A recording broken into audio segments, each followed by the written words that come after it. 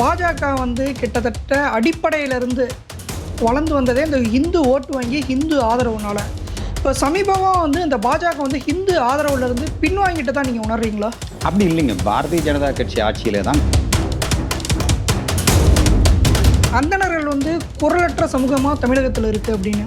அதே மாதிரி தான் இன்னும் சொல்ல போனால் கிட்டத்தட்ட இந்தியா லெவல்லே குரலற்ற சமூகமாக பட்டியலின மக்கள் வந்து குரலற்ற சமூகமாக இருக்காங்க. ஹிந்து மக்கள் கட்சி பட்டியலினத்துக்காக எதுவும் போராட்டம் எதுவும் நடத்துமா, பேரணி இந்த மாதிரி எதுவும் நடத்துமா? பட்டியலின மக்களுடைய இடஒதுக்கீட்டை கிறிஸ்தவர்கள் முழுமையாக கைப்பற்ற முயற்சிக்கிறார்கள்.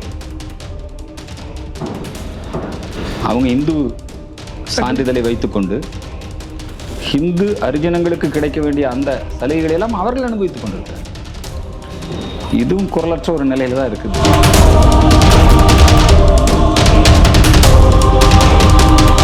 டி தமிழ் நேயர்களுக்கு வணக்கம். இன்னைக்கு நம்மோட இணைஞ்சிருக்க சிறப்பு விருந்தினர் இந்து மக்கள் கட்சியினுடைய தலைவர் தமிழ் திரு அர்ஜுன் சம்பத் இன்னைக்கு நம்மோட இணைஞ்சிருக்காரு. அவர்கிட்ட கேட்டு பல விஷயங்கள் நம்ம தெரிஞ்சுக்க வேண்டியது இருக்கு. வாங்க அவர்கிட்ட கேட்டு தெரிஞ்சுக்குவோம். சார் வணக்கம். வணக்கம். டி தமிழ் நேயர்கள் அனைவருக்கும் என்னுடைய அன்பார்ந்த வணக்கத்தை, வாழ்த்துக்களை தெரிவித்துக் கொள்கிறேன். சார், இப்போ வரக்கூடிய 23ஆம் தேதி வந்து கும்பகோணத்தில் அந்தணர்கள் மாநாடு அப்படின்னு சொல்லி நீங்கள் நடத்துறதுக்கு பிளான் பண்ணியிருக்கீங்க சார். தமிழகத்தில் அந்தணர்கள் அவ்வளோ கீழே போயிட்டாங்க, அவங்களுக்கு தனி சட்டம் வேணும் அப்படின்னு நீங்கள் நினைக்கிறீங்க. அது எதுக்காகங்க சார்? தமிழகத்திலே கடந்த 70 ஆண்டு காலமாக திராவிட இயக்கங்கள் கோலோச்சுகின்றன. குறிப்பாக திராவிடர் கழகம் தமிழ் அந்தணர்களுக்கு எதிரான, பிராமணர்களுக்கு எதிரான வெறுப்பு பிரச்சாரத்தை தொடர்ந்து செய்து வருகிறார்கள். அந்தணர்கள் இழிவுபடுத்தப்படுகிறார்கள். பல இடங்களிலே அந்தணர்கள் மீது தாக்குதல், அந்தணர்கள் நடத்துகின்ற, பிராமணர்கள் நடத்துகின்ற தொழில் நிறுவனங்கள் மீது காழ்ப்புணர்ச்சியோடு நடந்து கொள்வது, திரைப்படங்களிலே பிராமணர்களை இழிவாக சித்தரிப்பது, பொது வெளிகளிலே பிராமணர்களை இழித்து பழித்து பேசுவது, அவமானப்படுத்துவது. நிதியமைச்சராக இருக்கக்கூடிய நிர்மலா சீதாராமனையே மாமின்னு கேவலப்படுத்துறாங்க. அது மாதிரி நிறைய சம்பவங்கள் பட்டியலிட்டு கொண்டே செல்லலாம். அந்தணர்கள் குரலற்றவர்களாக இருக்கிறார்கள். அவங்களுக்காக பேசுறதுக்கு யாருமே கிடையாது. ஆனால் அந்தணர் சமூகம் என்பது நம்முடைய தமிழகத்தில் அனைத்து சமூகத்தவரோடும் ஒருங்கிணைந்து அன்போடு பழகி வரக்கூடிய ஒரு நல்ல சமூகம், நட்பான சமூகம். எந்த இடத்துலையும் அவங்க ஜாதி கலவரம் பண்ணதா வரலாறு கிடையாது. எந்த இடத்துலையும் கொலை கொள்ளை போன்ற திருட்டு சம்பவங்களிலே ஈடுபட்டதாகவோ இது மாதிரியான ஒரு குற்றப்பின்னணி கொண்ட ஒரு சமூகம் கிடையாது. தமிழகத்தில் எந்த சமூகமும் அப்படி கிடையாது. ஆனால் வேண்டுமென்றே அந்தணர் சமூகத்தை, அந்தணர் சமூகத்து பெண்களை, குடும்ப பழக்க வழக்கங்களை தொடர்ந்து அவமதித்து வருகிறார்கள். ஒரு பட்டியலின சமூகத்தை ஜாதி பெயரை சொல்லி பேசினாலே பிசிஆர் ஆக்ட். நாங்கள் என்ன கேட்குறோம்னா, எந்த சமூகத்தை இழிவுபடுத்தினாலும் அதில் பிசிஆர் ஆக்ட் போடுங்க. இது வந்து எங்களுடைய அடிப்படை கோரிக்கை. எங்களுக்கு வந்து அந்தணர்களுக்கு இடஒதுக்கீடு வேணும் அதெல்லாம் கிடையாது. இழிவுபடுத்துறதை நிறுத்துங்க. நாங்கள் வந்து இப்போ 10% இடஒதுக்கீடு நாடு முழுக்க பொருளாதார அடிப்படையில் ஏழைகளுக்கான இடஒதுக்கீடு அமலில் இருக்குது. ஏழைகளுக்கு இடஒதுக்கீடு, அதை இங்கே திமுக காரன் எதிர்க்கிறான். ஏழைகளுக்கு இடஒதுக்கீடு கொடுக்காத, ஜாதிக்கு மட்டும் கொடுங்குறான். என்ன நியாயம்?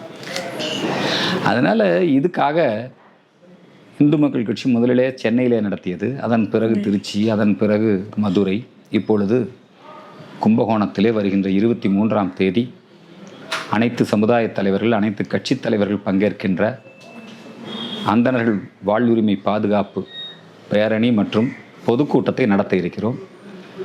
காலத்தின் தேவை.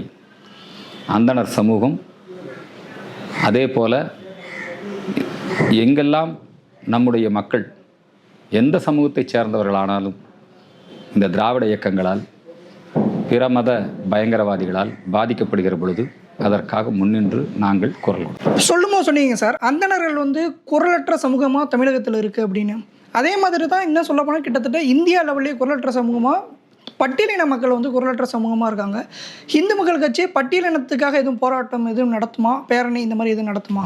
ஏற்கனவே நடத்தியிருக்கிறோம். பட்டியலின மக்கள் நம்முடைய இடஒதுக்கீடு இது மாதிரியான விஷயங்களில் பாதிக்கப்படுகிற பொழுது பட்டியலின மக்களுடைய இடஒதுக்கீட்டை கிறிஸ்தவர்கள் முழுமையாக கைப்பற்ற முயற்சிக்கிறார்கள். அவங்க இந்து சான்றிதழை வைத்துக்கொண்டு ஹிந்து அரிஜனங்களுக்கு கிடைக்க வேண்டிய அந்த சலுகைகளை எல்லாம் அவர்கள் அனுபவித்துக் கொண்டிருக்கிறார்கள். இதுவும் குரலற்ற ஒரு நிலையில தான் இருக்குது. இதையெல்லாம் நாங்கள் எதிர்த்து நிறைய போராடி கொண்டிருக்கிறோம். அருந்ததிய சமூக மக்களுக்கு உள்ளொதுக்கீடு வேண்டும், அருந்ததிய சமூக மக்களுக்கு அவர்களுக்கென்று தனி துறை உருவாக்கப்பட வேண்டும். இது மாதிரி நிறைய நிகழ்ச்சிகள் நாங்கள் நடத்தியிருக்கிறோம். பட்டியலின மக்கள் மட்டுமல்ல, கொங்கு வேளாள கவுண்டர் சமுதாயம் மாதொரு பாகன் என்கின்ற ஒரு நாவலை எழுதி திருச்செங்கோட்டுக்கு பக்கத்தில் இருக்கக்கூடிய எங்கள் கோயிலை இழிவுபடுத்தி, கொங்கு பெண்களை இழிவுபடுத்தி அசிங்கப்படுத்துகிற மாதிரி பெருமாள் முருகன் என்கின்ற ஒரு அயோக்கியம் அவர் ஆவணப்படுத்தினான். கேட்டால் கம்யூனிஸ்ட்டுங்கிறான். அவனுக்கு லண்டனில் பாராட்டு விழா நடத்துகிறாங்க. எங்கள் ஊர் பெண்களை எல்லாம் சாமி கொடுத்த புள்ளன்னு தவறாக ஆவணப்படுத்துகிறான் கம்யூனிஸ்ட்காரன். அதே மாதிரி தேவேந்திரகுல மக்கள்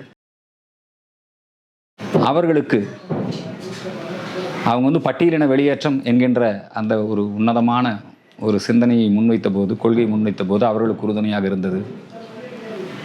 பிள்ளமார் சமூகம் வஉசி அதற்காக இப்படி பல விஷயங்களில் நாங்கள் எல்லா சமூகத்துக்கும் பேசிகிட்டு இருக்கிறோம். புரியுதுங்களா? அதில் இப்போ அந்தனர் சமூகத்துக்கும் பேசுகிறோம். ஸோ அதே மாதிரி பாஜக கிட்டத்தட்ட அடிப்படையிலிருந்து வளர்ந்து வந்ததே இந்த ஹிந்து ஓட்டு வாங்கி ஹிந்து ஆதரவுனால. இப்போ சமீபமாக இந்த பாஜக ஹிந்து ஆதரவுலேருந்து பின்வாங்கிட்டு தான் நீங்கள் உணர்றீங்களா? அப்படி இல்லைங்க. பாரதிய ஜனதா கட்சி ஆட்சியிலே தான் ராமர் கோயில் கட்டப்பட்டது. அரசியல் சாசன பிரிவு 370 ரத்து செய்யப்பட்டது. இப்போ திருப்பரங்குன்றம் போராட்டத்தில் பிஜேபி தான் முன்னாடி வந்தது. இன்னைக்கு ஹிந்துக்களுக்கு, ஹிந்து நலன்களுக்கு, உரிமைகளுக்கு குரல் கொடுக்கக்கூடிய ஒரு கட்சியாக பிஜேபி இருக்குது. அதனால் பிஜேபி பின்வாங்குச்சுன்னு எப்படி சொல்ல முடியும்? தமிழ்நாட்டில் பின்வாங்க முடியாது. பிஜேபி பல பலிதானங்களை செய்திருக்கிறது.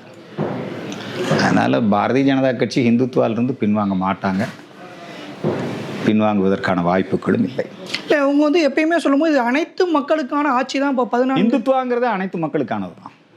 இந்துத்துவாங்கிறது எந்த மக்களுக்கும் எதிரானதல்ல, விரோதமானதல்ல. ஏன்னா அடிப்படையாக ஆர்எஸ்எஸ் என்ன பிஜேபி சிறுபான்மை செல், மைனாரிட்டி மோர்ச்சா வச்சுருக்காங்க. இப்போ நாங்கள்லாம் விஜயகாந்த் மாதிரி நாங்கள் மைனாரிட்டி மோர்ச்சாலாம் வச்சுக்க மாட்டோம். அது அரசியல் அணுகுமுறை, எங்களது ஒரு சித்தாந்த தத்துவ அணுகுமுறை. அந்த அரசியல் அணுகுமுறையை அவர்கள் கடைபிடிக்கிறார்கள் என்கிற காரணத்தினால் அவர்கள் ஹிந்துத்துவாவில் இருந்து பின்வாங்கி விட்டார்கள் என்று எப்படி சொல்ல முடியும்? இதுக்கு ஒரு பக்குவம் வேணும். அதனால் பிஜேபி அப்படி ஏதாவது மாறினா அதுக்கான கடிவாளத்தை அல்லது பிஜேபியை வழி நடத்த அதுக்கு ஆர்எஸ்எஸ் பேர் இயக்கம் இருக்கிறது. அது நிச்சயமாக செய்வாங்க.